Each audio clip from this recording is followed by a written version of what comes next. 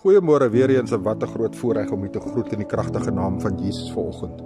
Weet jy, die Here het so uitermatig voorsien vanoggend uit die woord uit, dat ek so bly is, dat ek so opgewonde is om hierdie woord met u te deel.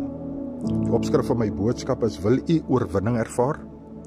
Weet jy, die Here skryf in die woord vir ons, en hy skryf vir ons waarhede neer, en dit kom uit die Ou Testament, maar ook word dit herhaal in die Nuwe Testament. Weet jy, Joshua, vanaf hoofstuk 1 tot hoofstuk 5, waaruit ek wil praat, naas Moses se afsterwe, het God besluit, hy wil Joshua aanstel, as die nuwe leier van die Israeliete. En weet jy, onder Joshua se leiding, het die Here gesê, ek sal alles in jou hande gee, ek sal al die magte in jou hande gee, maar jy moet sterk wees en vol moed wees. Weet jy, en hulle kom by Jericho, en dan natuurlik moet hulle Jericho oorneem, en voor dit het hulle mense uitgestuur om te gaan kyk wat alles in Jericho aangaan, en natuurlik Rahab het hulle weer laat afsak uit by 'n venster uit en sovoorts. Maar Joshua kom daar en hy staan alleen en hy buig voor God, en die Israeliete is reg om aan te val, en skielik verskyn daar 'n man in sy teenwoordigheid met 'n swaard wat ontbloot is.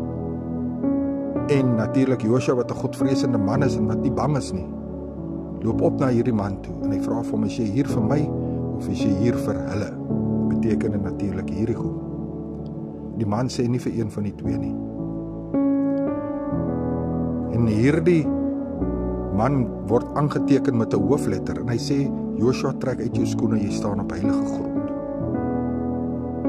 En dadelik val Joshua voor hierdie man, wat dan nou 'n engel is, of baie studente glo dat die vroeë inkarnasie of die vroeë verskyning van Jesus Christus was, en dat hy 'n tipe van Jesus se verskyning was. En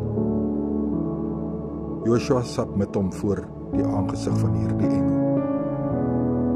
Wat is die les vir ons hieruit? Weet jy, die swaard wat ontbloot is, sien ons in Efesiërs 16 tot 18 dat hierdie swaard wat tweesnydend is die woord en die gees van die Here.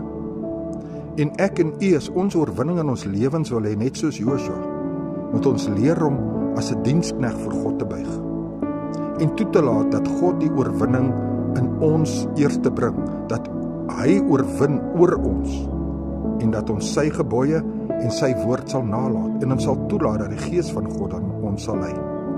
En dan sal ons oorwinning ervaar. Dit is vir my so kragtig om te weet dat sulke klein dingetjies in die woord van die Here, wat vir ons waarheid raak. Weet jy, wil jy vandag in 'n oorwinning loop? Val voor die aangesig van die Here, in gehoorsaamheid en nederigheid. Laat toe dat God vir jou die leiding wees, dat God die woord en die gees in jou deponeer, sodat jy weet presies wat om te doen. Elkeen van ons het 'n doel in God se liggaam, in God se kerk. En elkeen van ons het 'n sekere opdrag wat ons moet voltooi. Ek laat hierdie saak vanoggend by jou.